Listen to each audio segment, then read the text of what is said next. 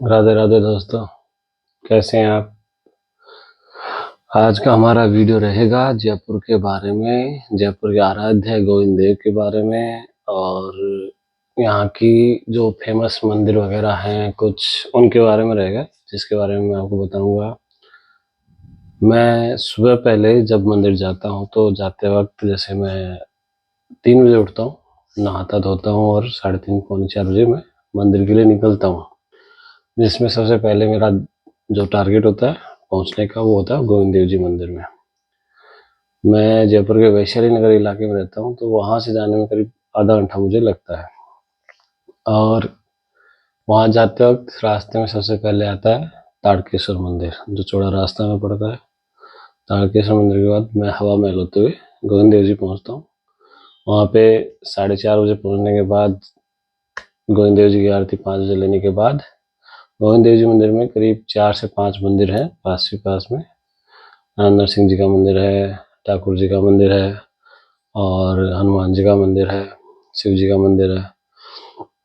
बाहर निकलते हुए भी 2 मंदिर हैं शिव जी के। वहां से दर्शन करने के बाद मैं वापस आता हूँ, तो वापसी में ताड़केश्वर और अ, काले हनुमान जी, साथ में काले गणेश जी, लड्डू गोपाल जी, राधा रानी मंदिर होता है उनमें दर्शन करता हूँ।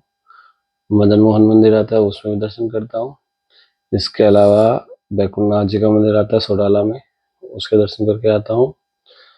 और मैं आपको ये सब इसलिए बता रहा हूँ क्योंकि मैं पिछले कुछ समय से जिस दौर से गुजर रहा हूँ, मेरी ज़्यादा आस्था हो गई है भगवान पे, क्योंकि मुझे ऐसा लगता है कोई ना कोई तो ऐसी शक्ति है जो मेरे को इस वक्त ये चीज़ें करने पे हिम्मत देगी करने की और सरवाइव करने की। क्योंकि मैं कई बार अपने आप को बहुत लोनली फील करता हूँ, और इसी टाइम पे मेरे को मतलब मैंने बीच में कुछ रील्स देखी जो कि प्रेमानंद महाराज जी से जुड़ी हुई थी।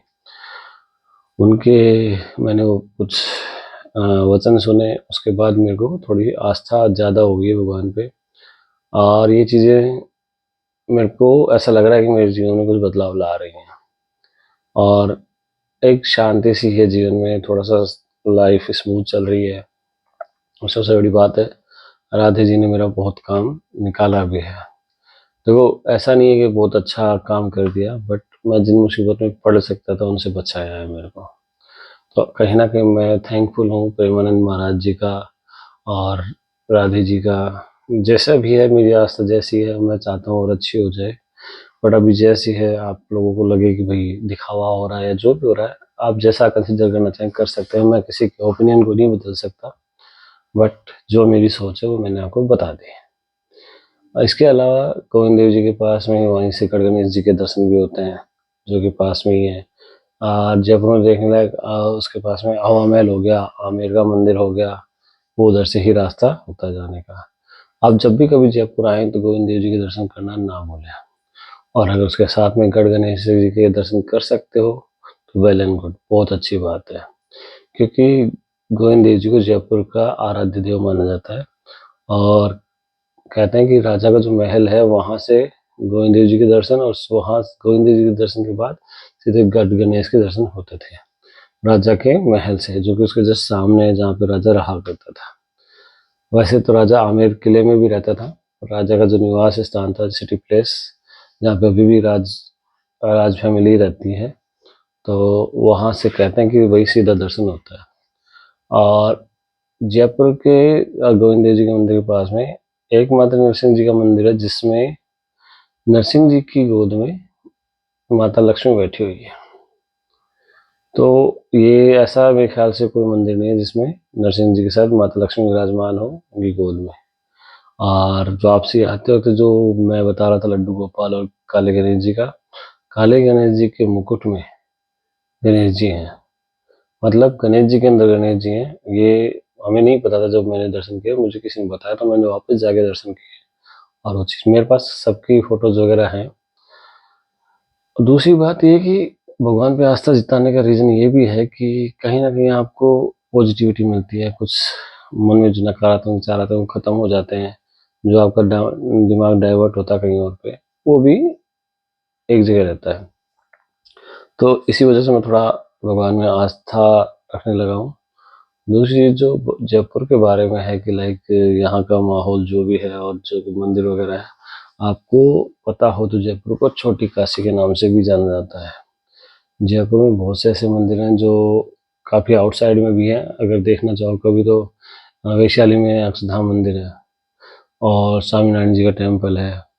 इसके अलावा सामोद में, जयपुर से थोड़ी सी दूरी पर सामोद बालाजी का मंदिर है, अपने खोले के हनुमान जी का मंदिर है, और इसके अलावा और भी बहुत सी जगह है जहाँ पे मोती डोंगरी गणेश जी का मंदिर है। तो ये सब चीज़ें फेमस है। बिरला मंदिर फेमस है। तो ये सब चीज़ें फेमस है, आप इनके दर्शन जयपुर आओ तब कर सकते हो। इसके अलावा जयपुर में आपको देखने के लिए चार दीवारी में आपको बहुत सी ऐसी जगह मिलेंगी जहाँ पे जो कुछ फेमस है, जैसे खाने की जगह फेमस है, अपना जल महल फेमस है। आसपास में वहाँ का आमेर का किला हो गया, जयगढ़ हो गया, नाहरगढ़ हो गया। वहाँ के आसपास की जैसे क्या नाम है, जल महल के पास में एक जगह है, वो भी बहुत अच्छी है, हरी ग्रीनरी से जुड़ी हुई है, नाम मेरे को याद नहीं आ रहा, कनक घाटी, वो भी अच्छी है। तो आप इनको विजिट करके इनको देख सकते हैं। जयपुर में जंतर मंतर भी देखने लायक ऐसी जगह है जहाँ पे आपको पता चलेगी प्राचीन काल में कितनी अच्छी तकनीक थी कि उन्हें घड़ी की जरूरत नहीं पड़ती थी। वो सिर्फ उन जो चीज़ें बनी हुई है उनके अनुसार टाइम देख करके बता दिया करते थे कि भाई क्या टाइम हो रखा है, और आज भी वो टाइम सटीक बैठता है हमारे आज के समय के अनुसार। तो आप सोचिए उस वक्त की क्या तकनीक रही होगी कि उन लोगों को इतना नॉलेज था कि निर्माण को किस दिशा में करना है कि वो सूर्य के हिसाब से आपको वो घड़ी का सही टाइम बता सके।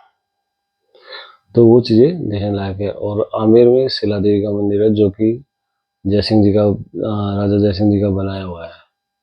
तो वो भी कहते हैं उसकी भी कोई कथा है, वो मैं आपको ज़रूर फ्यूचर में बताऊंगा। जो भी जिन मंदिरों का मैंने डिस्कस आपको किया वो किस लिए फेमस है, उनके पीछे क्या कथा जुड़ी हुई है, आने वाले ब्लॉग से मैं आपको ज़रूर बताऊंगा। फिलहाल के लिए मैं आपको ये दो चार चीज़ जो मैंने आपको बताई हैं, इनको जब भी आप जयपुर आए तो विजिट ज़रूर कीजिएगा। और मेरे ब्लॉग में जो भी कमियां हैं प्लीज़ मुझे बताइएगा, क्योंकि मुझे भी कई बार नहीं पता होता कि मैं किस सब्जेक्ट पे ब्लॉग बनाऊं या फिर ब्लॉगिंग करूं। मैं ये इनिशिएटिव से ही ले रहा हूं। मुझे अभी थोड़ा आप लोगों के सहयोग की ज़रूरत पड़ेगी। आप लोग लाइक करें, सब्सक्राइब करें और मुझे बताएं, दिशा दें। मैं दिशाहीन ब्लॉगिंग नहीं करना चाहता। समटाइम्स मुझे भी लगता है कि यार मैं कोई पर्टिकुलर एक टॉपिक सेलेक्ट कर लूँ। अभी मैं अपने आप में बहुत इंट्रोवर्ट हूँ, मैं एक्सप्रेसिव नहीं हूँ अपने आप को लेकर के, समझा नहीं पाता उन लोगों को या समझ नहीं पाता हूँ। कहीं ना कहीं तो कुछ गलतियाँ हैं मुझ में जो मैं दूर करने की कोशिश कर रहा हूँ। समय के साथ साथ मैं कोशिश करूँगा सब चीज़ें इम्प्रूव कर सकूँ और आपके सामने एक बेहतरीन वीडियो डाल सकूँ जिसे आप लोग पसंद करें और उसे सराहें भी। और बिना आपके सहयोग के ये सब चीज़ें होना बहुत मुश्किल है दोस्तों। तो उम्मीद करता हूँ आप लोग मेरे को ज़रूर सपोर्ट करेंगे। ये मेरे इनिशियल वीडियोस हैं, देखता हूँ कब तक मैं आप लोगों की रीच में आ पाता हूँ, कब आप लोग मुझे सहयोग कर पाते हैं। और आप लोगों को जो भी सहयोग मिल रहा है, जैसा ही मिल रहा है, बहुत अच्छा है। मैं उसके लिए आप लोगों को शुक्रगुजार हूँ। और मैं चाहूँगा कि आप लोग हर उस बंदे की हेल्प करें जो नया क्रिएटर है, जिसको मेरी तरह करने में वीडियो बनाने में दिक्कत आती है, जिसके पास प्रॉपर साधन नहीं है ये सब करने के लिए। आप लोगों के सहयोग से अगर कोई बढ़ता है या किसी की तरक्की होती है, मैं मानता हूँ कि आपने उसके जीवन में बहुत योगदान दे दिया। क्योंकि आजकल फाइनेंशियली स्टेबल होना बहुत ज़रूरी है। क्योंकि मैंने जो चीज़ें पीछे अपने आप को सफल किया इन चीज़ों में, वो सब फाइनेंशियल अनस्टेबिलिटी की वजह से ही किया है, या फिर मेरी सोच ऐसी रही कि मैंने कुछ ज़्यादा ही लोगों को भला सोच लिया, वो भी उनकी मेहनत ना करने पे। यानी कि आप लोगों को भला करना चाहते हैं तो कीजिए, बट ये ध्यान रखिए वो सामने वाला उस चीज़ के लिए मेहनत तो करे। फ्री में किसी को कुछ ना दें या किसी के लिए कुछ ना करें, क्योंकि आजकल ऐसा ज़माना नहीं है कि सामने वाले को वो आदत पड़ जाती है, यार मिल रहा है ना, क्यों करूँ मैं मेहनत। मेहनत करने वाले को ही रिजल्ट दें ताकि मेहनत का सही दिशा में गमन हो सके, लोग उस चीज़ को सही दिशा में ले जा सकें। हम लोग क्या करते हैं कि यार ये भूखा है, इसको हेल्प कर दो, खाना खिला दो। अरे भाई साहब, उसको दिशा भी दिखा सकते हो आप, पर आपको यकीन नहीं होगा, मैंने खुद ने ऐसी कोशिशें करी हैं जब कई बार मैंने देखा है कि मैंने लोगों को हेल्प करने की कोशिश की, इन द वे कि वो आगे के लिए अपनी इनकम अरेंज कर सकें। पर लोगों को ना इस चीज़ से कोई फर्क नहीं पड़ता कि अपनी क्या दिशा दिखा रहे हैं, उन्हें इस बात से फर्क पड़ता है कि मेरे कितने आराम से मेरी कमाई हो रही है। उन्हें आदत पड़ चुकी है, उन्हें भीख मांग के खाना है तो भीख मांग के ही खाएंगे, उन्हें फर्क नहीं पड़ता। आप अपना जो टाइम वेस्ट कर रहे हैं उनको सही दिशा दिखाने में, वो गलत जगह कर रहे हैं। तो प्लीज़ देखिए, सोचिए, विचारिए और मेरे चैनल को सब्सक्राइब कीजिए, लाइक कीजिए। थैंक यू, धन्यवाद।